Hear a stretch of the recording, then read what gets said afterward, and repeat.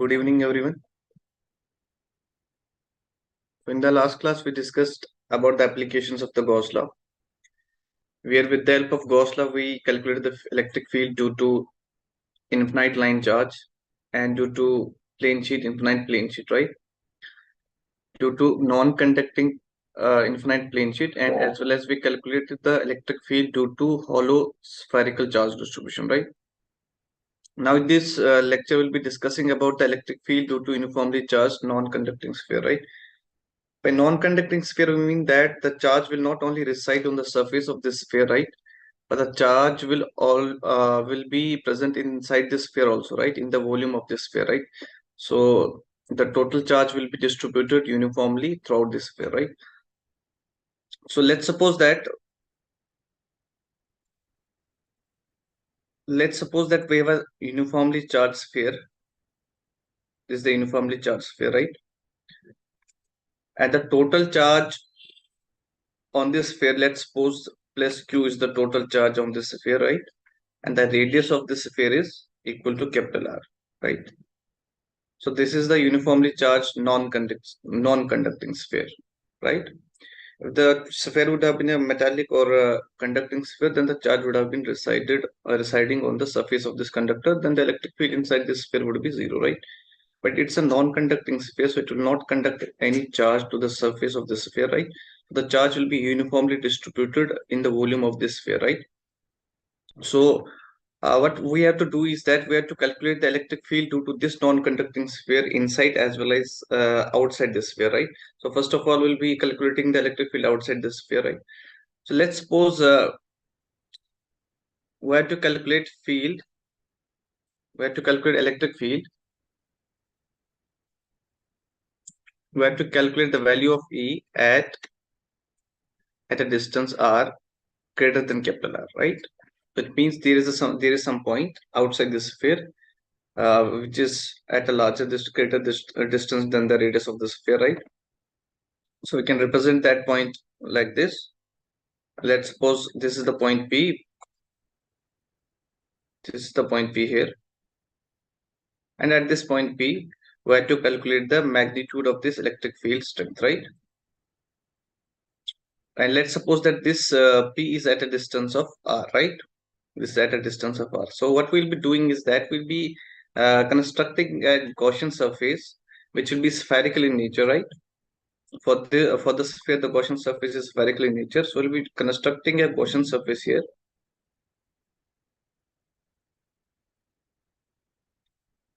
Let's redraw it.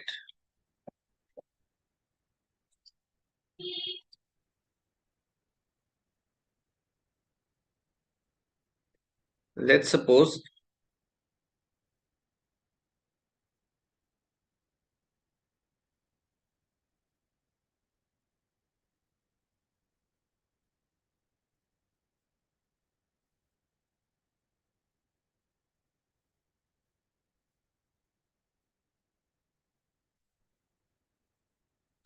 this is our Gaussian surface, right?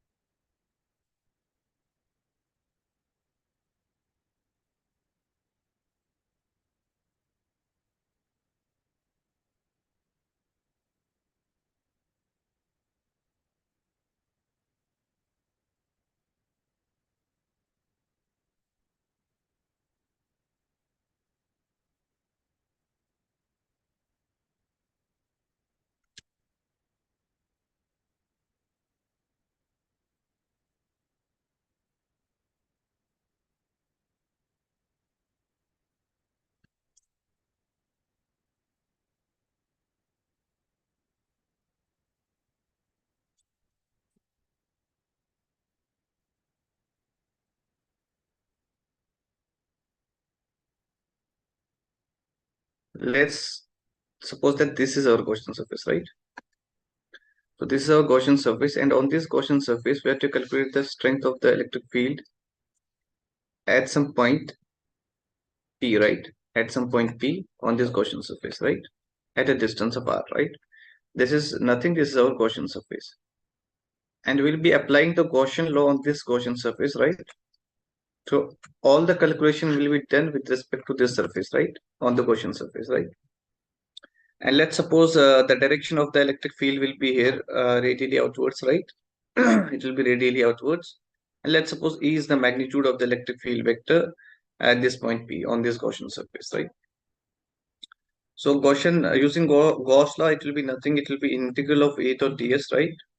E dot ds. And let's suppose this is the small patch of an area, right? Let's call this as ds vector. And this ds vector is once again directed along the direction of this electric field, right? It's once again directed along the direction of this electric field vector. So both of these vectors, ds vector and E vector, will be having the same magnitude, right? So integral of E dot ds will be equal to q enclosed upon the epsilon naught, right? And for this Gaussian surface, the total charge enclosed will be the total charge on this in the volume of this non-conducting sphere. And we know that the total charge on this sphere is plus q. So the total charge is going to be plus q upon epsilon naught, right? So that's plus q upon epsilon naught. And electric field and ds vector are in the same direction. The angle between them is 0 degree. So we can say that E dot, or we can say E dot ds vector, that's equal to E ds cos of theta, E ds cos of theta, cos of 0 degree, or that will be equal to E ds, right? And the magnitude of E is constant on the surface of this Gaussian surface, right? It does not change on the Gaussian surface. So we can say that E dot ds is nothing. It's the integral of E ds, right? That's equal to plus q upon epsilon naught, right? So E will be outside the integral. So it will be integral of this ds upon, that's q upon epsilon naught, and integral of ds will give us the total surface area of this Gaussian surface, right? So the total surface area of this Gaussian surface, since this is a spherical, right? So the total surface will be 4 pi r square, where small r is the radius of this Gaussian surface, right? So it will be q upon epsilon naught, right? So from here, our electric field will be nothing. It will be q upon 4 pi epsilon naught r square, correct? You can see that we can replace it 1 upon 4 pi epsilon naught by k. So it will be kq upon r square. So it is similar to the electric field intensity because of the point charge at a distance of r, right? So outside the sphere, the electric field intensity is the same as the electric field intensity at a distance r because of the point charge q, right? Now let's try to calculate this electric field intensity is valid only this value of the electric field, that is our E comes out to be kq upon r square, right? It's only valid for r greater than the capital R, right? It's valid only for the points outside the sphere, right? Kq upon r square. Let's try to calculate the electric field intensity inside the sphere, right? So this will be case P or case second. The case second is that we have to calculate the electric field intensity inside the sphere, right? It means we have to calculate E such that R is less than or equal to capital R, right? So this equation, that's kq upon r square, it will be valid for both r greater or equal to capital R, right? So on the surface at r equal to capital R, the electric field intensity will be nothing. It will be kq upon capital R square, right? And let's try to calculate the electric field intensity inside the sphere, right? Once again, we'll be doing the same thing. We'll draw a sphere.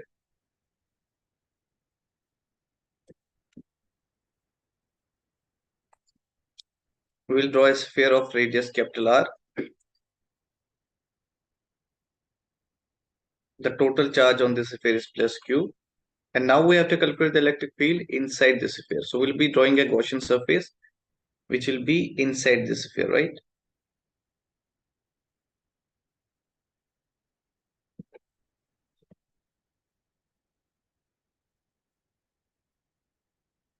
Like this. So this is our Gaussian surface, right? This is nothing. It's our Gaussian surface.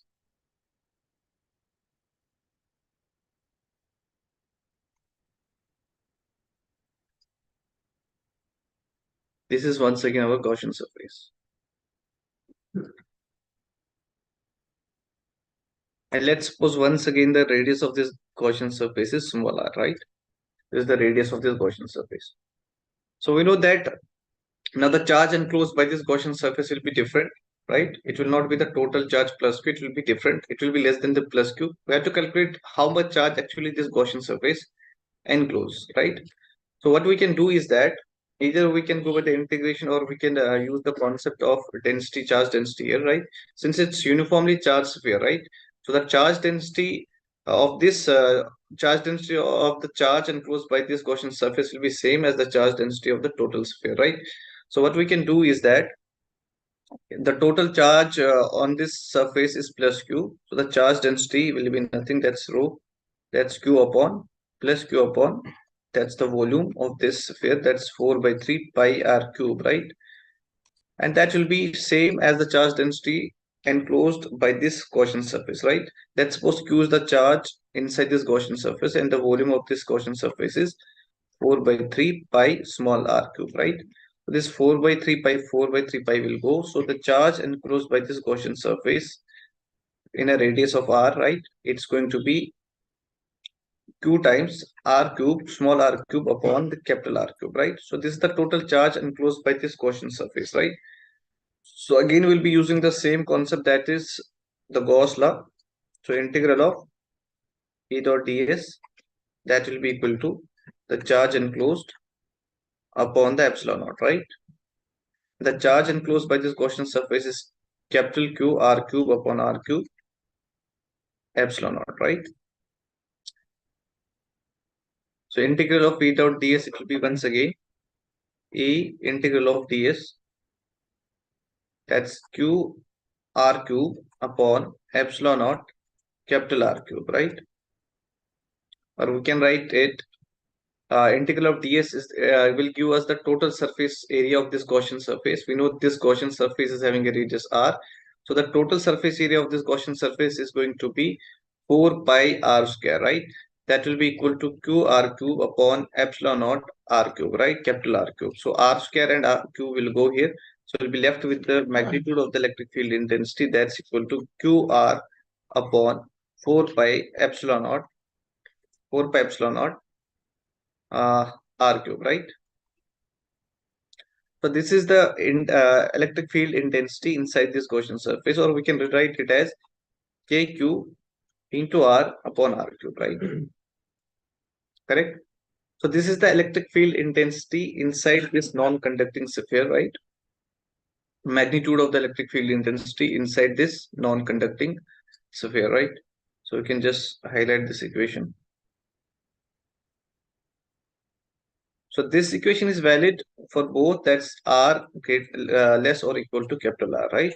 So once again, if we put r equal to capital R, we'll get the same result, that is kq upon r square on the surface of this sphere, right? So let's try to see how actually graphically the electric field intensity varies inside the sphere and outside the sphere, right? So we can see that there are two conclusions. One conclusion is that electric field intensity varies as 1 by r square, right? Outside the sphere, right? And this is for outside, right? This is for outside. And for inside, this electric field intensity varies as proportional to r, right? Provided the sphere is uniformly charged, right? If the sphere, non-conducting sphere is non-uniformly charged, then the proportionality or the dependence of the electric field on this R will be different, right? For different cases, right? But here the proportionality is electric field is inversely proportional to R square, right? For outside region, and for inside region, it's proportional to R, right? So outside it's inversely proportional to R square or directly proportional to 1 by R square, right? So we can plot this electric field intensity as a function of R.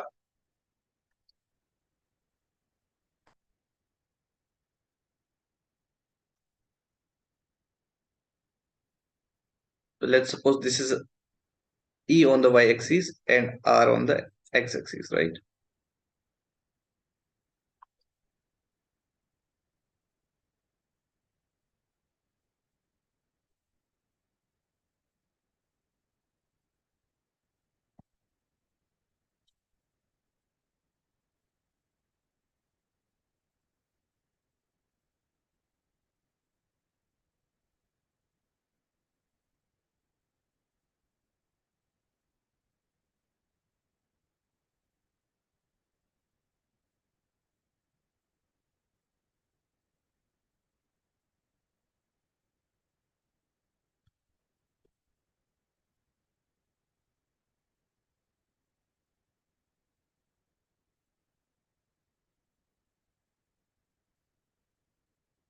So let's try to plot this electric field intensity as a function of R. So E versus R here, right? We know inside it's proportional to R, and at the center of this sphere, the electric field intensity will be equal to 0, right? So it means that the electric field intensity will vary like a straight line, like this, till it reaches the surface of the sphere, right? Because this equation is valid up to surface of the sphere, right? That is R equal to capital R.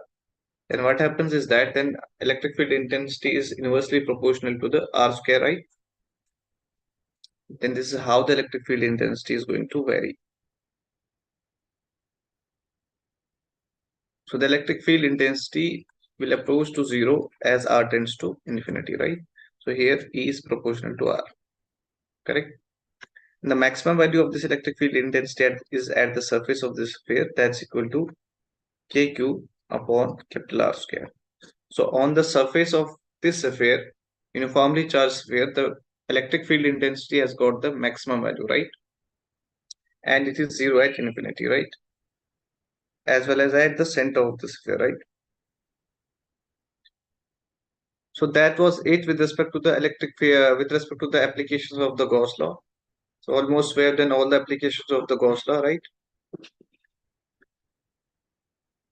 So our next topic will be related to the electric dipole, right?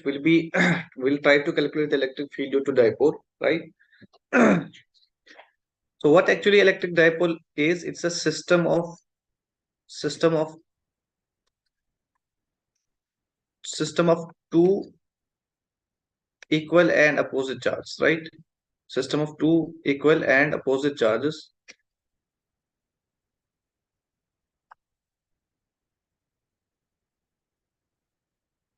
separated by a very small distance.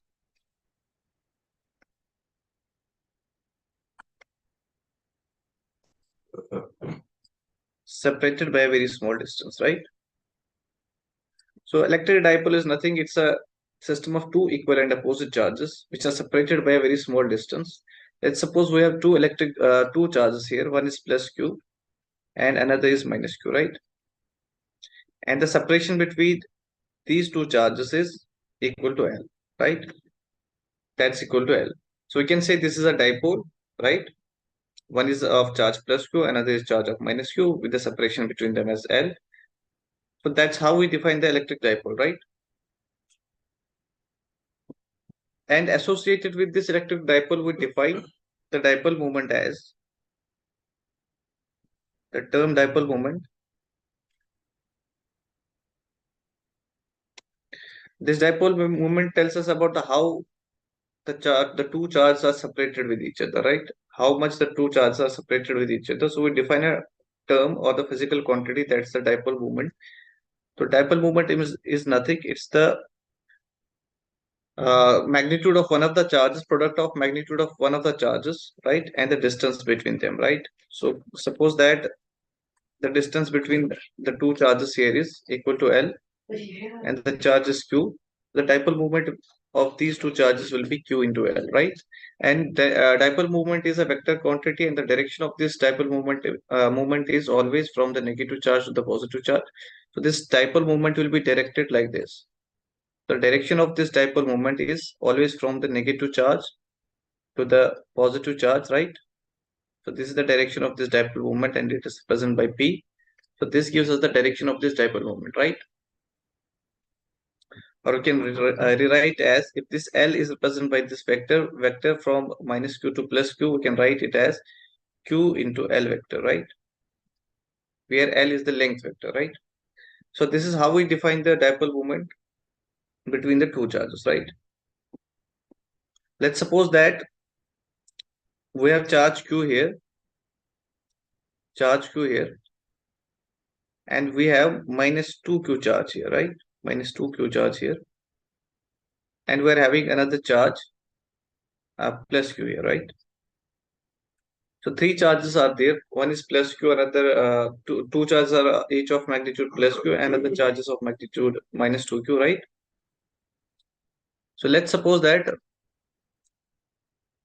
the separation between the two charges here, minus 2q and plus q, that's equal to L, and the separation between these two charges is also equal to L, right? This is also equal to L, right? And let's suppose this makes an angle of 60 degree here, right? This is the angle 60 degree between them, right?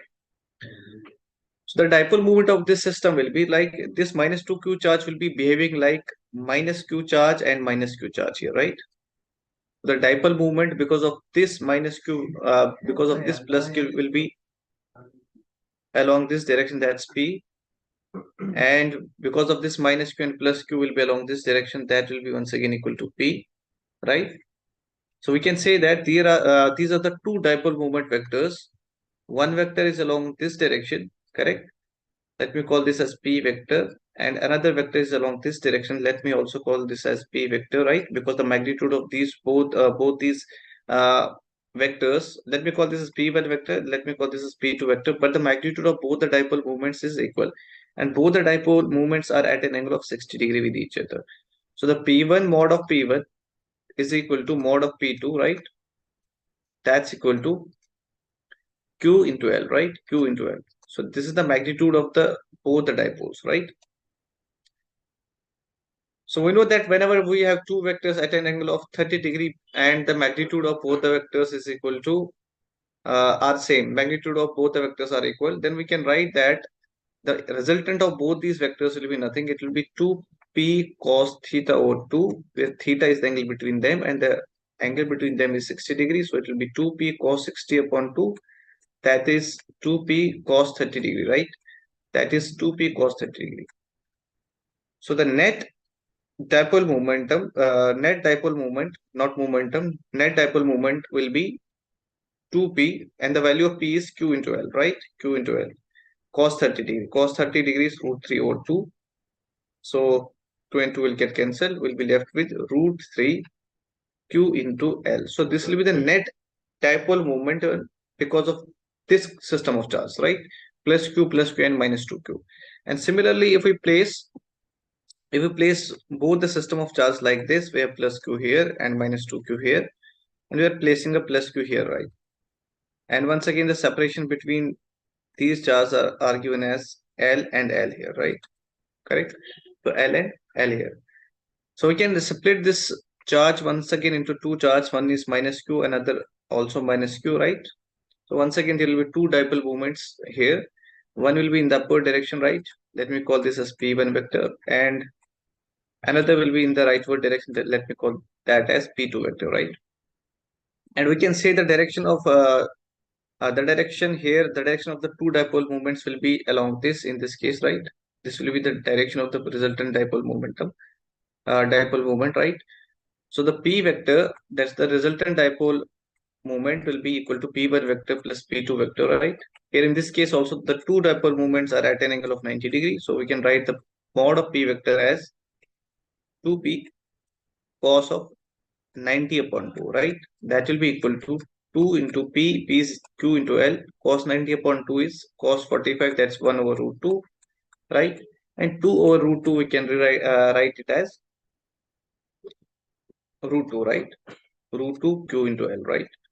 This is the net magnitude of the dipole moment because of this system of charges, right? And we know that because of the charge, be it dipole, be it any other monopole charge, right, or isolated charge, there is always a presence of electric field, right? And similarly, there will be electric field because of this these dipoles also, right? So in the next case, we'll be doing is that we'll try to calculate the electric field due to the dipole at different points, right? Generally, we try to find the electric field due to the dipole at its axial point, at its equatorial point, and then we also try to find the electric field due to dipole at some general point, right? Let's try to find the electric field due to dipole at different points, right?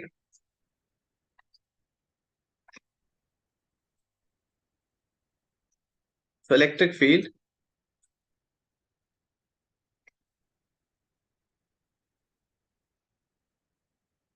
due to dipole, right? And let's try to find the electric field at axial point first.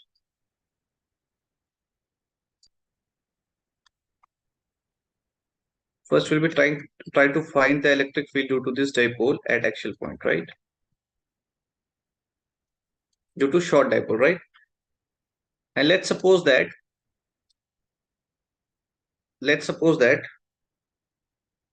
we have two charges minus q and plus q here, right? Like this. Minus q and plus q here. And both these charges, they form a dipole and they are separated by a small distance r, right? Separation between them is small. Let's suppose that separation between them is, let's call this as middle point, that's m here. And let's suppose that from minus q to m the distance is a, and from m to plus q the distance is once again a. Or we can say that the total separation, or the L, is equal to 2a, right? L is equal to 2a. So the axial point is nothing, it's the point joining the two charges, right? It's the point along the line joining the two charges. We will call that as the axial point, right? So let's suppose at some general point along the axial point, or along the axes of these two charges, right? Let's suppose this is the axial point P here, and we have to calculate the electric field at this point P, right? And at this point P, along this line, along the direction of this dipole movement, there will be two electric fields. One will be because of the plus q charge, and one will be because of this minus q charge, right? Let's suppose from this point M, the separation or the distance between this point P and M is given as small r, right? It's given as small r. And we know that it's a very short dipole. Then the assumption we'll be taking here is that r is much, much greater than this value a, right? So r is much, much greater than a, correct? So what we'll be doing is that we'll try to find the electric field due to plus q and minus q, and then find the resultant of the two fields, right? Let's suppose due to electric field due to plus q is in this direction, it will be in this direction. Let's call that as EB, and the electric field due to minus q will be in the direction of the minus q charge. So it will be EA, right? And we know that positive charge is very close to the point P, then the negative charge here. So it means that the electric field due to this plus Q will dominate the electric field due to this minus Q. So the net electric field EP at this point, at point P, will be nothing. It will be EB minus EA, right? So this will be the net electric field at point P because of the dominating nature of this plus Q, because plus separation between P and plus Q is smaller than the separation between the minus Q and P. So the electric field due to plus Q will be dominating here, right?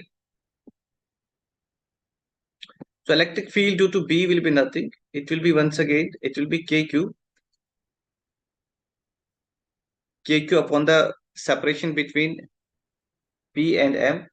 You can see the separation between P and M is nothing. It's R minus A, right? R minus A ka whole square, right? Similarly, EA is nothing. It will be equal to KQ upon R plus A ka whole square, right?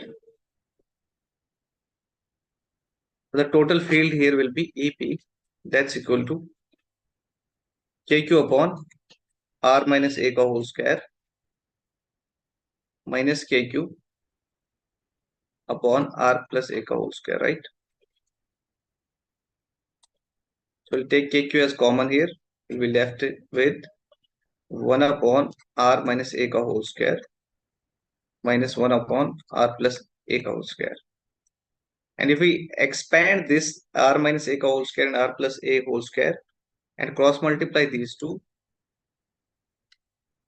so we'll get KQ, right? We'll get 4 times KQ R into A, right? 4 times KQ R into A upon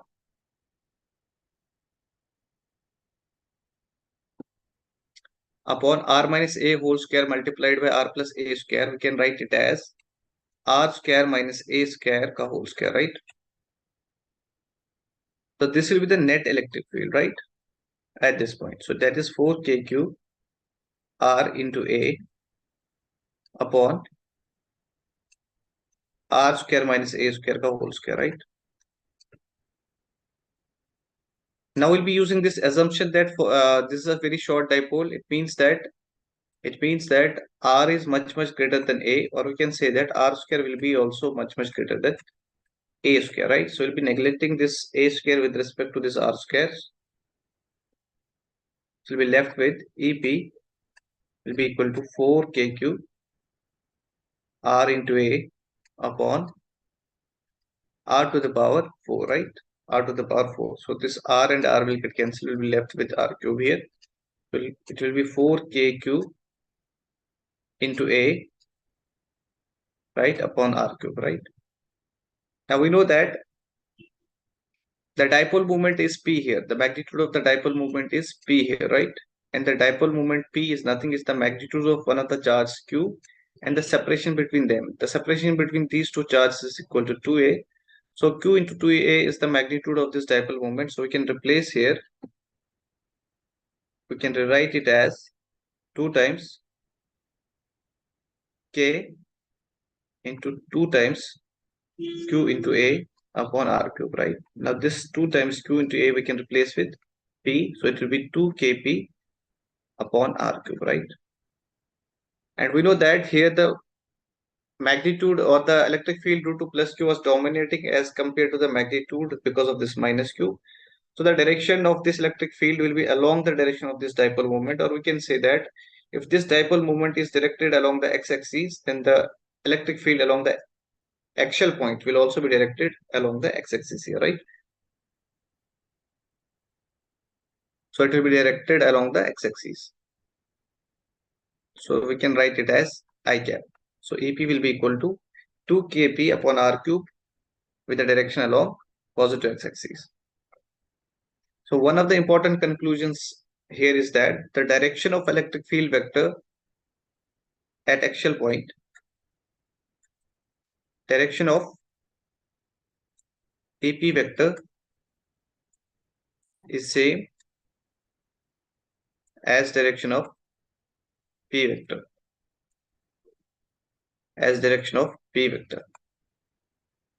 at axial point. So this is the magnitude of the electric field due to this dipole along the axial point, that's 2kp upon r cube, right? So this electric field vector varies as a r cube, 1 upon r cube, right? Let's try to find this same electric field intensity at some equatorial point, right? So let's try to find the electric field vector at equatorial point. Electric field due to dipole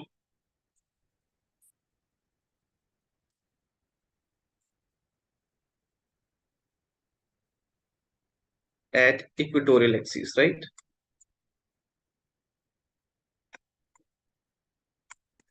Let's suppose once again we have the same minus q and plus q here, and let's suppose these are separated. This is the midpoint between these two charges, and the separation between them is a and a here. So the total separation between the two charges is 2a, right? And let's suppose this is the equatorial axis, right? This equatorial axis actually joins the line joining the two charges at the midpoint, right? And let's suppose that let me redraw it.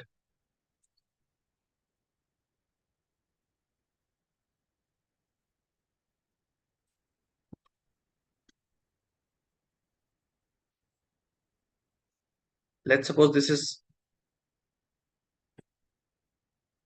minus q here, and this is plus q here, right?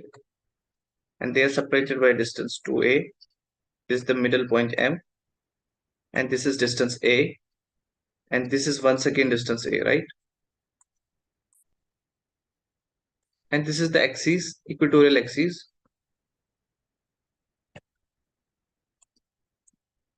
This is the equatorial axis here. And we have to find the electric field on the point on this equatorial axis, right?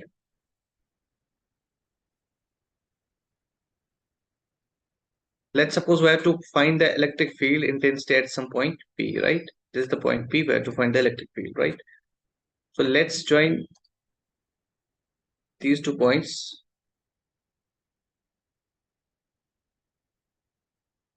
And let's also join plus Q and P.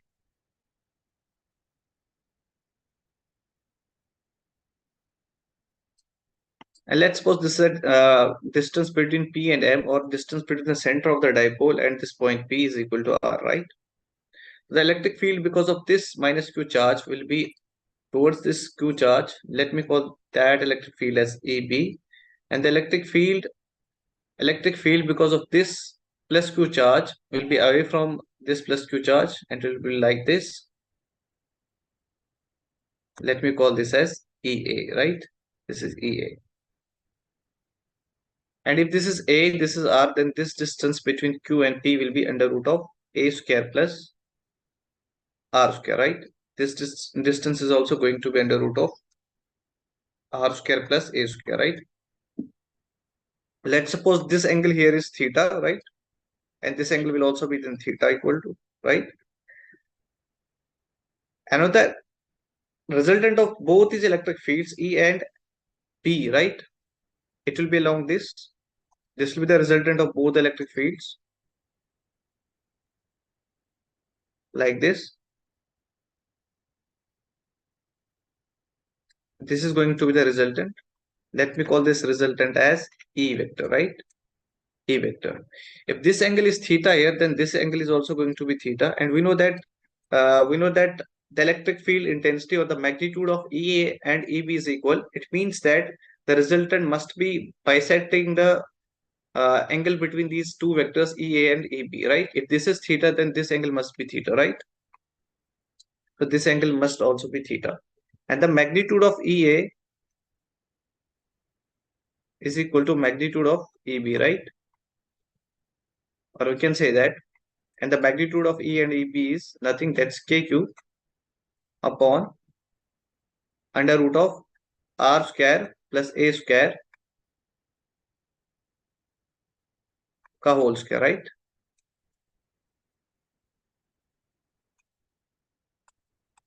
So this will be the magnitude of this this will be the magnitude of this EA vector and EB vector, or we can write it as EA vector mod of EA vector will be mod of EB vector, that will be equal to KQ over R square plus A square, right? So KQ over R square plus A square will be the magnitude because of this EA vector and EB vector, right? And once again, these two vectors are at an angle of 2 theta, right? EA and EB are at an angle of 2 theta. We know that whenever we have two vectors of equal magnitude at an angle of theta, then the resultant of both the vectors, magnitude of resultant of both the vectors is nothing. It's 2a cos theta upon 2, right? So we can write here the magnitude of resultant vector here. That's mod of E vector. You can write here, it's nothing.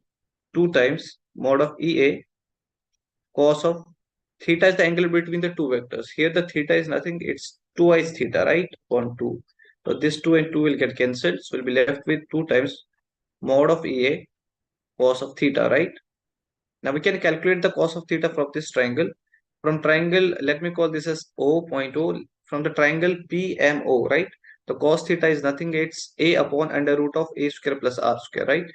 So cos theta is nothing, it's equal to A upon under root of A square plus R square, right? Now put the value of cos theta in this equation. So the magnitude of electric field vector will be twice A, EA. EA is nothing, that's KQ upon R square plus A square multiplied by this cos theta, that's A upon under root of A square plus R square, right? So we'll be left with Q times twice QA upon R square plus A square raised power 3 over 2, right? So this will be the net electric field intensity at equatorial point, right? Or at any point of the equatorial axis. So this is the net electric field at a distance R. So mod of E is nothing. We can write this as twice 2s qa, that's the dipole moment of this these two charges, right?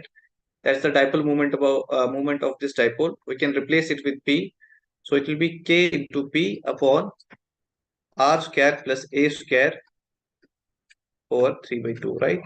And once again, we know that for short dipole, we have this condition r square will be much greater than a square. We can neglect this a square as compared to this r square, right? So we're left with mod of e, that's nothing equal to, that's kp over r cube, right? So this is the net electric field vector at some point on equatorial axis, right?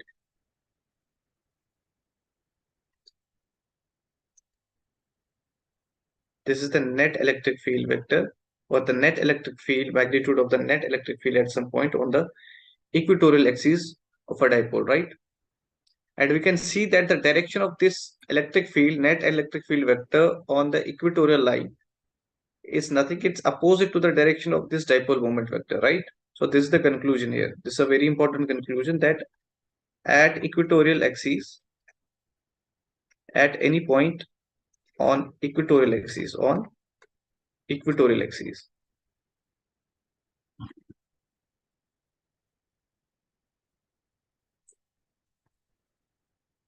direction of E vector is opposite to the direction of